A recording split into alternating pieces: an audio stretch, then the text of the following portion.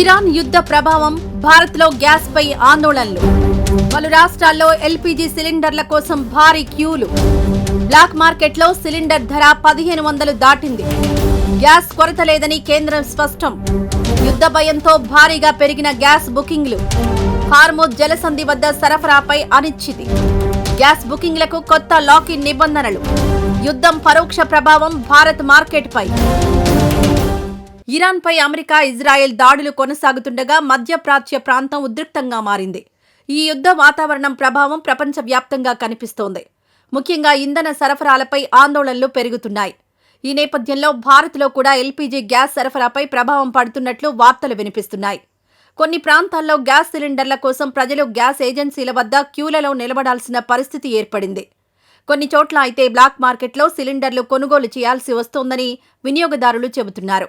దేశంలో గ్యాస్ కొరత లేదని కేంద్ర ప్రభుత్వం చెబుతున్నప్పటికీ యుద్ధం కారణంగా సరఫరా అంతరాయం కలగొచ్చనే భయంతో ప్రజలు ఎక్కువగా సిలిండర్లు బుక్ చేస్తున్నట్లు తెలుస్తోంది. ఈ భయాన్ని ఉపయోగించుకుని కొందరు మధ్యవర్తులు కృత్రిమ కొరత సృష్టిస్తున్నారన్న ఆరోపణలు కూడా వస్తున్నాయి.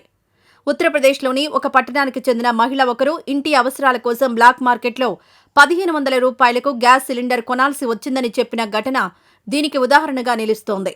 గత కొన్ని రోజులుగా దేశవ్యాప్తంగా గ్యాస్ కొనుగోళ్లు ఒక్కసారిగా పెరిగాయని డీలర్లు చెబుతున్నారు. అమెరికా, ఇరాన్ ఉద్రిక్తతలు కొనసాగుతున్న నేపథ్యంలో చమురు, గ్యాస్ సరఫరాలపై ప్రపంచవ్యాప్తంగా ఆందోళనలు వ్యక్తమవుతున్నాయి. ఈ యుద్ధ పరిస్థితి దాదాపు 10 రోజులుగా కొనసాగుతోంది.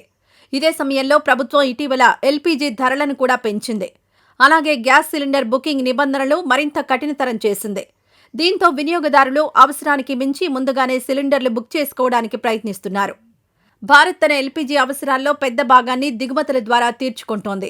ముఖ్యంగా UAE, Qatar, Saudi Arabia, Kuwait వంటి గల్ఫ్ దేశాల నుంచే ఎక్కువగా గ్యాస్ వస్తుంది. ఈ సరఫరా ఎక్కువగా హార్ముజ్ జలసంధి మార్గం ద్వారా జరుగుతుంది. ప్రస్తుతం ఇరాన్ చుట్టూ యుద్ధ పరిస్థితి నెలకొనడంతో ఆ మార్గంలో రవాణాపై అనిశ్చితి నెలకొంది. దీంతో గ్యాస్ సరఫరాకు అంతరాయం కలగొచ్చనే భయం మార్కెట్లో కనిపిస్తోంది. ఈ పరిస్థితుల ప్రభావం కొన్ని రాష్ట్రాల్లో ఇప్పటికే కనిపిస్తోంది.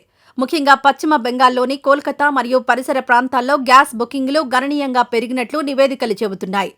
గత కొన్ని రోజుల్లోనే బుకింగ్లు 15 నుంచి 20% వరకు పెరిగాయని సమాచారం. దీంతో ఆయిల్ మార్కెటింగ్ కంపెనీలు బుకింగ్ల మధ్య ఉండే లాకిన్ పీరియడ్ను కూడా పెంచాయి. ఒక సిలిండర్ బుక్ చేసిన తర్వాత మరో బుకింగ్ చేయడానికి 21 రోజుల గ్యాప్ ఉండాలని నిబంధన పెట్టగా 2 సిలిండర్లున్న వినియోగదారులకు అది 30 రోజులకు పెంచారు. ఈ పరిణామాలు చూస్తే యుద్ధం నేరుగా భారత్లో జరగకపోయినా దాని ప్రభావం పరోక్షంగా దేశంలో కనిపిస్తున్నట్లు స్పష్టమవుతోంది.